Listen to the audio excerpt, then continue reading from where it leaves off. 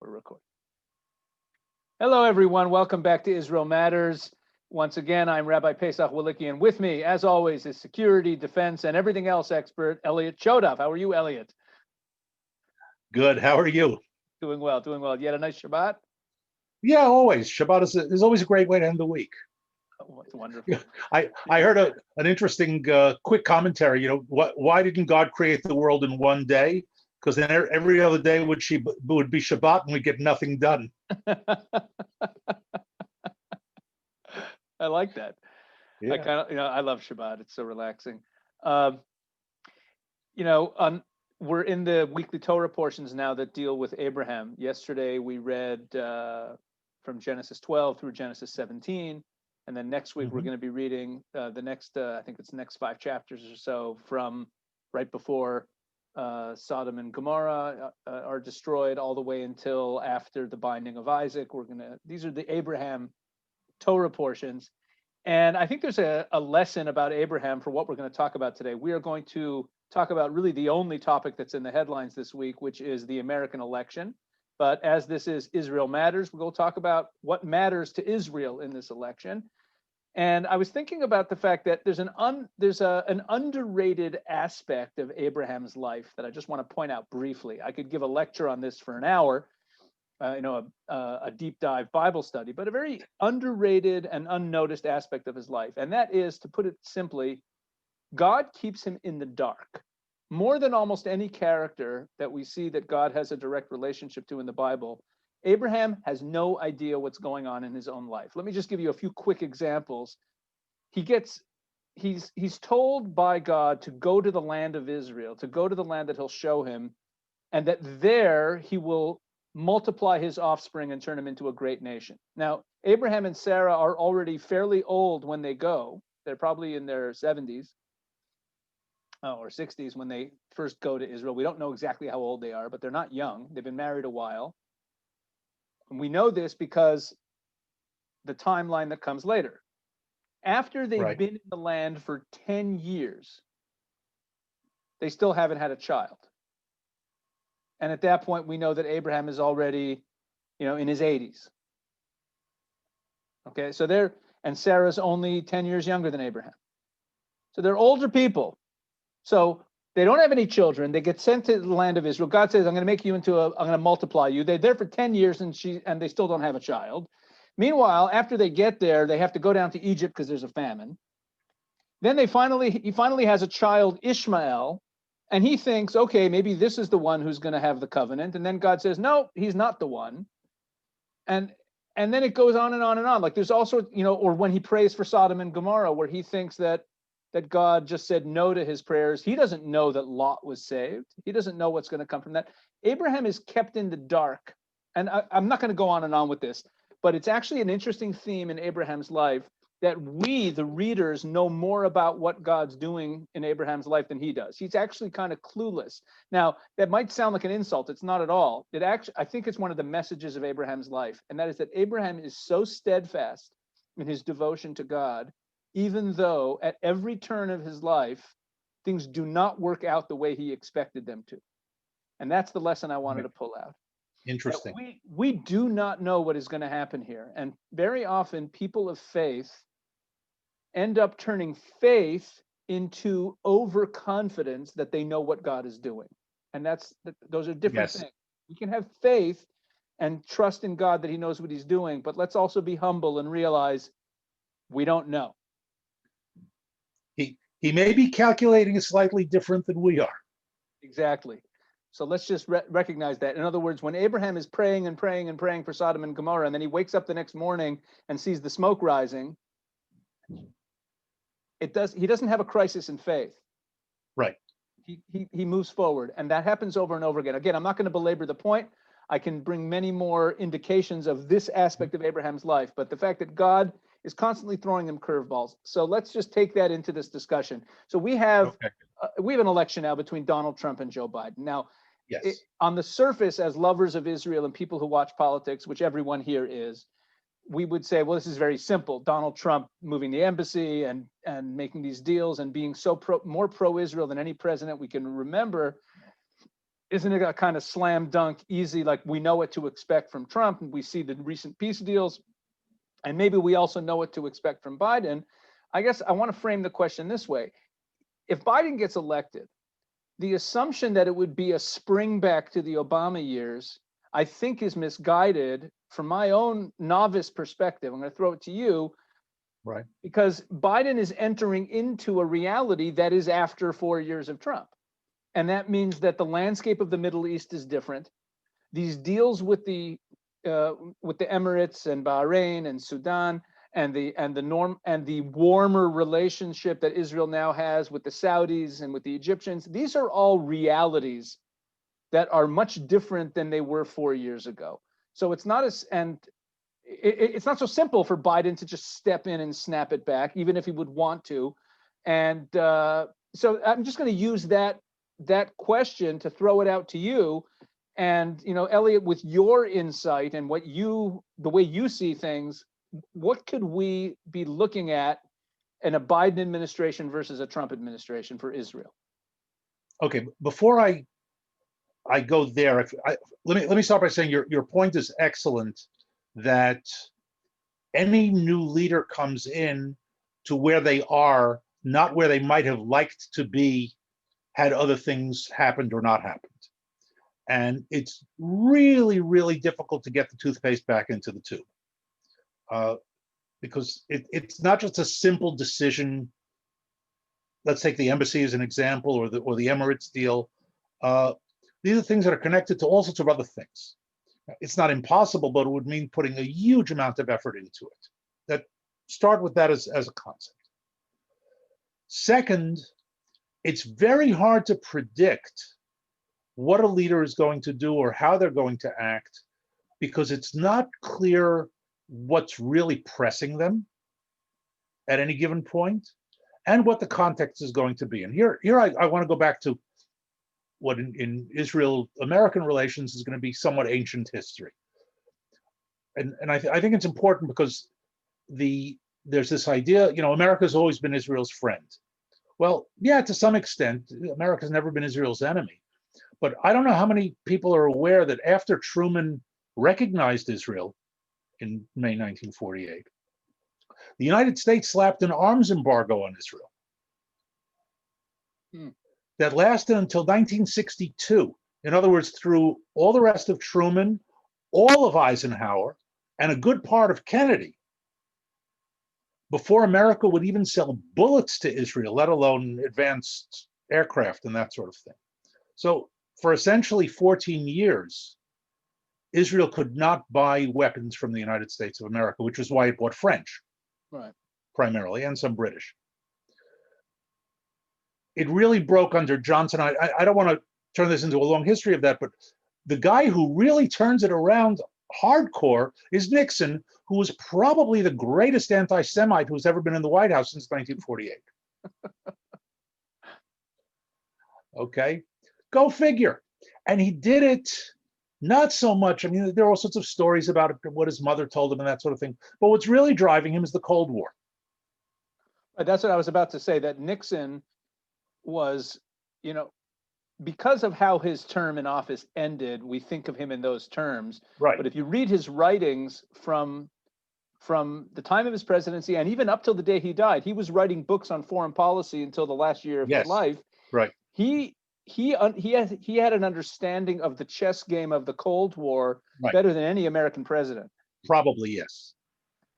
And here, while Israel is bleeding and Kissinger is trying to finesse the whole thing, Nixon is the one who cuts through and says, no, back him, etc. And I don't want to turn this into a history of that, but more the idea of he was the unlikely hero, given his, his personal background. Let's fast forward to the more recent years. When Barack Obama was president, there's no great secret, the personal relationship between Obama and Netanyahu was far from friendly. And at the same time, and he pulled all sorts of shtick that was not good for Israel. But at the same time, an argument was made, and is still made, that up until then, the American-Israeli relationship had never been better. And that's another thing that we need to keep in mind, that the institutional relationship between Israel and the United States has been getting better and is better today than it's ever been, irrespective of who the president is, with one caveat. And that is a president who doesn't want to shatter the whole thing by diktat.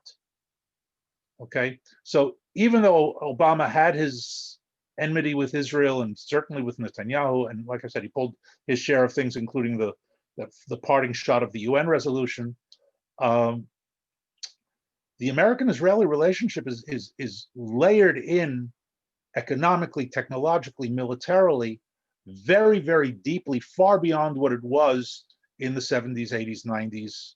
Oh, wow. Into modern. So is that just a natural evolution of the relationship, or were there particular people in leadership on the American side who were pushing for that? It was an evolution. I think all presidents since the 80s, since after Bush Sr., so we're talking about Clinton and beyond. We're talking about 2 terms of Clinton, 2 terms of Bush Jr. We're living in a period post-Cold War. They saw the world somewhat differently. And in a time where other things started to be going on, that's number one. Number two, in the 90s and beyond, Israel came into its own as well. In other words, Israel, the player, is a different player today than it was in 1970. And again, economically, technologically, militarily. Also, the role that we play in the region, Islamic fundamentalism as a global threat. Exactly. Other things came into play. Right. So it was a natural outgrowth by evolution, but it was by decision. Okay. So that kind of brings us to where we are now. Donald Trump certainly has done incredible things for Israel. The embassy just this week now changing the long-standing State Department rule that an American citizen born in Jerusalem could not have Jerusalem, Israel. Absolutely. My first 2 children, their birth certificates say Jerusalem and they do not say Israel. They're U.S. birth certificates. My oldest grandson. Yeah. And I should say also, the family that fought this, the Zivatovsky family, which are all over the news, they are dear, dear friends of ours. Their son Menachem, who was awarded the first recognition, the whole lawsuit was about, is he grew up in the same class as my son Ezra, and the Zivatovsky parents are close friends of ours. Dr. Zivatovsky, the wife, is our family pediatrician. These are dear friends of ours. So it's kind of, we've been following this as close friends all the way through. So pass on personal congratulations. I will do so. Okay. Anyway, let's move on. Anyways, all right. So, it's a friendly relationship on that level. But there's a however, because there are other things that have gone on, not with the intention of hurting Israel, but policies vis-a-vis Syria, tactical moves of pulling out in one place or another that do affect Israel, number one. There have been statements like one that Trump made, we're only in the Middle East because of Israel. Totally not true. This is not a uniformly good situation. If I had to weigh it, I'd say, better rather than worse. But we shouldn't think that it's just about intent. I think that Donald Trump, I'll get to Joe Biden in a second, I think that Donald Trump is genuinely pro-Israel. Okay? Now, let's leave him for a moment. I also believe that Joe Biden is genuinely pro-Israel. He has a long history of support for Israel with all, again, problematic statements like the one that keeps recycling, the one that he said to Menachem Begin back in the day, that Begin turned around and ripped him because you didn't mess with Menachem Begin verbally or any other way. Yeah, but a lot of American politicians would have said that to Begin. That's my point. In other words, in the day, we're talking about decades ago, it will certainly be a different style. And now we get into a different type of analysis. Was the Iran agreement, deal, offer, called the JCPOA, was it a good thing or a bad thing? Now, in my opinion, it was a bad thing. And I can give the reasoning, but I can hear the other side's argument. I think it's based on a fallacy that Iran wants to rejoin the community of nations. It's not my reading of Iran. Can I tell you that those who supported it were anti-Israel? No. I mean, some were. But no, they supported believing that they were doing the right thing. And here I'll use the Kissinger example of the Yom Kippur War. He thought he was doing the right thing. And now it becomes a question of philosophy rather than good guy, bad guy. And here I have to say, after Kissinger was no longer Secretary of State, I think it's a brilliant quote, and I've got my criticism of him, but brilliance has to be given. He was interviewed by the New York Times, and one of the questions they asked him was, would America ever do anything to harm Israel? And what I always considered was his sort of personal al-chet, as we say on Yom Kippur, repentant for sin. He said America would never do anything to intentionally harm Israel, but America can make mistakes that Israel can't afford. Okay. Here again, would reopening and being more cordial to the Palestinian Authority be a good thing or a bad thing? If you ask my opinion, it's not a good thing. But if you ask me, am I absolutely certain that it's not? I can't say that it is. Okay, it could be. Mahmoud Abbas, Abu Mazen, is closer to the end of his term than ever before because he's getting older. The end of his term is when he dies, obviously. He's in his 12th year of his 4-year term. But there's going to be a shakeup. There's going to be a turnover. Would it be good for America to have relations with them? Yeah, probably would be. Under what terms? That's a whole different question. Yeah, but if Biden gets elected, yes, can we expect that he is kind of automatically that administration is going to start trying to patch things up with Iran? The reason I ask that is that Obama might not have realized and intended it anyway. He might not have realized how much he was damaging his relationship with some other Arab states by engaging Iran. Oh, no, I think he did. I think he did realize that. Because Obama definitely pivoted. The question is, will Biden do that? Right. Okay. The question, Obama from the very beginning of his administration was pivoting toward Iran to bring Iran back into the game. For whatever reason, and I'm not going to do psychoanalysis or ideological analysis. He did it for whatever reason. And you can, I'll say you can make the argument.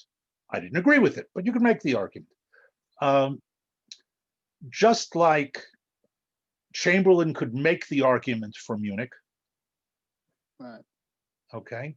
You could afterwards he was wrong. It was clear that he was wrong. Churchill knew that he was wrong. But at the time, there was a logic to it.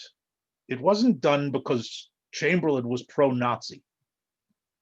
So I don't want to go into malicious versus naive. But the landscape, this goes back to my original question, Elliot. Exactly. The landscape now is not what it was 4 years ago. Correct. Right. That's right. And that's why if there's no way to go back to that JCPOA. And the question now becomes, who does the negotiating? Assuming Biden tries to. Okay. And he said he's going to. He said he wants to reestablish. Okay. Who does the negotiating? Is he going to send John Kerry to do it again? Oh my God. Okay.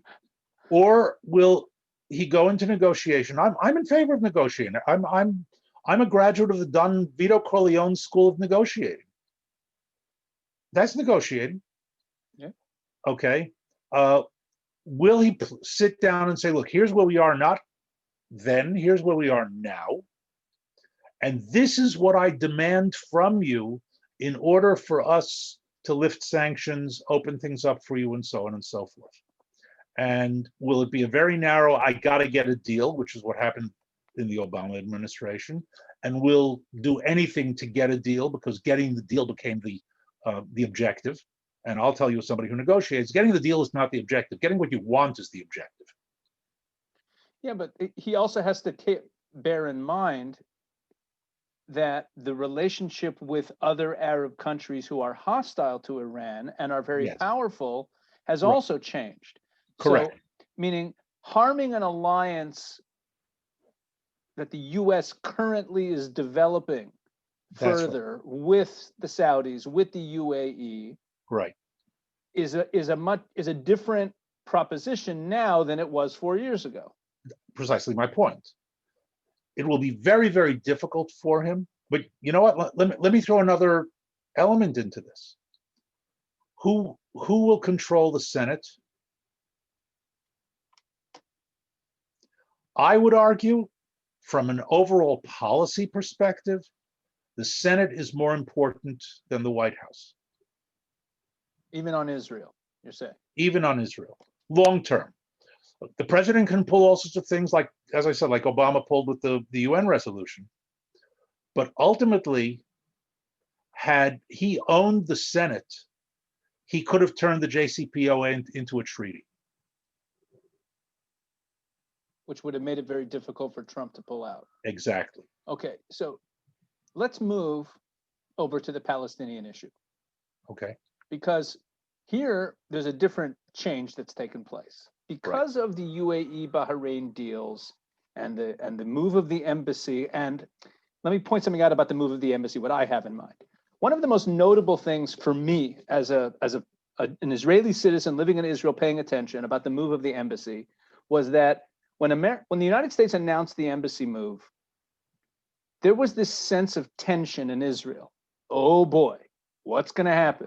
How are the Arabs going to react? And are we going to have to deal with violence in the streets as a result of this? And we were all kind of bracing ourselves, even if we were happy about it. And to me, the biggest unreported story about the move of the embassy was that nothing happened. Right, the sky didn't fall. So therefore, what I'm getting at is that a few of the narratives that the foreign policy establishment has been, and the media have been indoctrinating us with or teaching us for the last 4 or 5 decades have been proven somewhat false. One of them being somewhat completely false. They've been proven false. So, and Trump has done that by being a bull in the china shop intentionally. He's done that. He's broken the dishes. I mean, he's broken things up. So you have a situation where for someone to get up and try to reinstate these disproven political narratives, like there can be no peace in the Middle East without the Palestinians, or that you can't make progress with the Palestinians while also, or with the Arab world if you move the embassy to Jerusalem and recognize it as capital. So it's impossible to reinstate those foreign policy narratives. So how would a more, like, if someone was inclined, if a Biden administration, and let's be honest, a Biden administration means Kamala Harris and the left-wing side of the Democratic Party having much more of a say in policy, if they wanted to move back in the pro-Palestinian direction, they would be doing. You can't roll back the clock, as you said. So what is it? What would you? And you can be darker or brighter in your projection, but what do you see? How would they try to do this in the current context? There are two possibilities, John. I see one positive and one negative. The negative, let's start with the negative, would be to go in a President Biden administration, go into the Palestinians and say, you know, we're really sorry for 4 years of Trump. And that would go a long way to sort of cranking it back. They couldn't overturn everything, but they could do a lot. They say they're going to reopen the consulate in East Jerusalem. They've already said that. But if they say it in terms of, we're really sorry all this happened and we're going to do our best to go back to the good old days, that could be disastrous. If they say, look, here we are, and we have to move forward from where we are right now. We're going to look at you differently. We're going to be more accommodating to you. We're going to hear you more clearly. The Trump administration was much more dictating in terms of to Israel as well. This is the plan. And let's be serious. The plan of the deal of the century wasn't 100% good for Israel. It had its pros and had its cons. Overall, Israel saw it as a good thing. You know what? Let's also be clear about something. I think this is really important. Coming to a real, honest peace agreement with the Palestinians is good for Israel. Of course. Don't say, of course, people who don't think that. Okay? You and I understand that. But it has to be real. It has to be verifiable. It has to be deep. It has to be more than a piece of paper.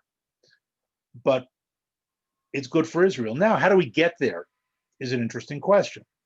And if they use the Trump years policy as the counterpoint and say, look, that can happen again.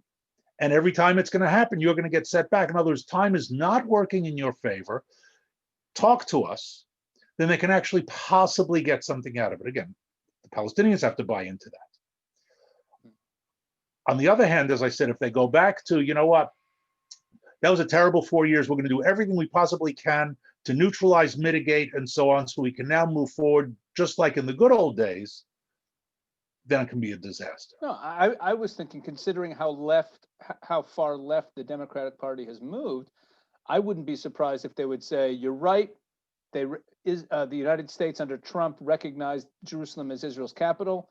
Not only are we going to reopen the consulate in East Jerusalem, but we are going to include in it a recognition of Jerusalem as a Palestinian capital as well. Okay, if they do that, then they're basically at war with us.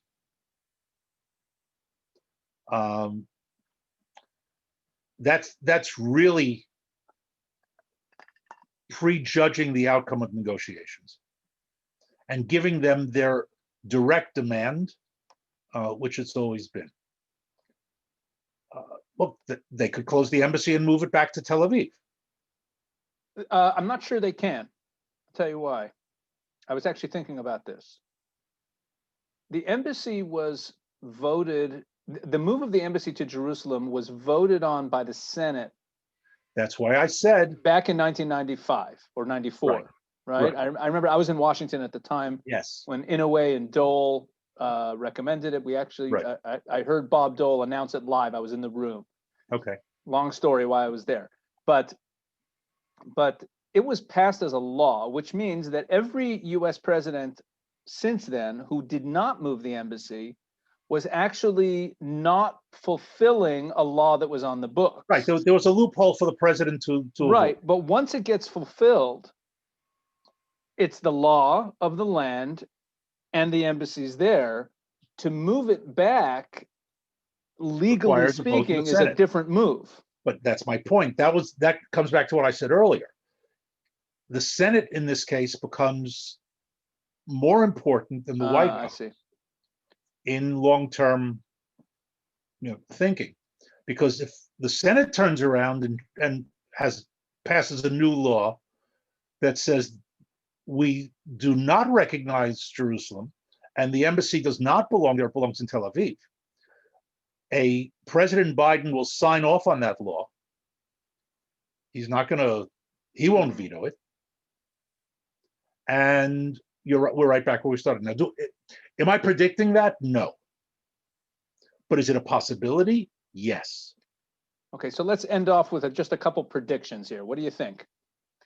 Wow. I'm not predicting who's going to win, but okay. Like what are a couple things to watch if Biden gets elected, and a couple things to watch if Trump gets elected on Israel? Because it could be, what we haven't talked about is that Trump might, a second term Donald Trump might be even more aggressive on the Middle East. Yes, absolutely. Although let's keep in mind, aggressive, Donald Trump wants to get out of the Middle East, just as Obama did and just as W did. He wants to end the wars. He wants to bring the troops home. He's quasi-isolationist. Now, I think that's going to come back and bite him if he really tries to do it, but leave that for a moment. But in order to do that, he needs to shore up this Arab-Israeli coalition that he's kind of stitching together. So let's we'll also see more of that. If Trump is elected, we're going to see much more of that. For sure. Let's also keep in mind that there are other things going on here which make all of these predictions very, very difficult. What is Turkey going to do vis-a-vis France? What is Turkey going to do vis-a-vis us? Okay, they just had a massive earthquake. We, as usual, offered to send rescue forces. For the first time, they turned it down. Okay, we're in a new place today than we were 5, 10, 15, 20 years ago. These are spanners in the works that make predictions very, very difficult, and that's why I'm very hesitant about it. Because, okay, you know what? If we were having this conversation a year ago, who in their right minds could have predicted 2020 in November 2019?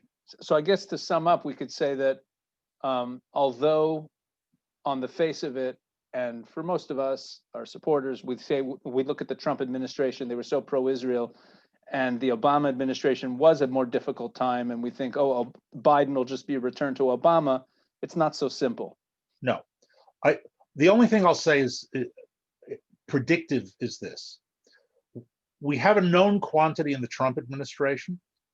We don't know how he will react to all sorts of political security stimuli out there, but we have a known quantity in terms of overall direction. The Biden administration's possibility is an unknown quantity, and there are many variables that need to be factored in that we also don't know, including, as I said, what happens to the Senate, who he appoints, how much pressure will the left wing of the Democratic Party have on a Biden administration? Because you know what, I don't know what deals he made with Sanders, and I don't know what agreements, but if he's elected, all bets are off. He becomes the president. What are they going to do? So it's an unknown quantity. And from the point of view of an analyst as well as an Israeli with Israeli interests in mind, relative certainty is better than relative uncertainty. But that's always true. Right. Okay. Even in the case of, better the problem I know than the problem I don't know. Yeah. But that's not an endorsement. That's simply, an analyst trying to get some clarity. Yeah, and let's just end that's a good way to end that. Let's all remember, as people of faith, that God is on the throne the day before the election, and God is on the throne the day after the election. Yes. So let's just keep our level heads throughout this, and pray that it all works out well. And I guess everyone should go out and vote. Absolutely. Absolutely. And if you're in Chicago, vote early, vote often. All right. God bless everyone. Thank you for watching. Please share this, spread the word, let everyone know about Israel Matters.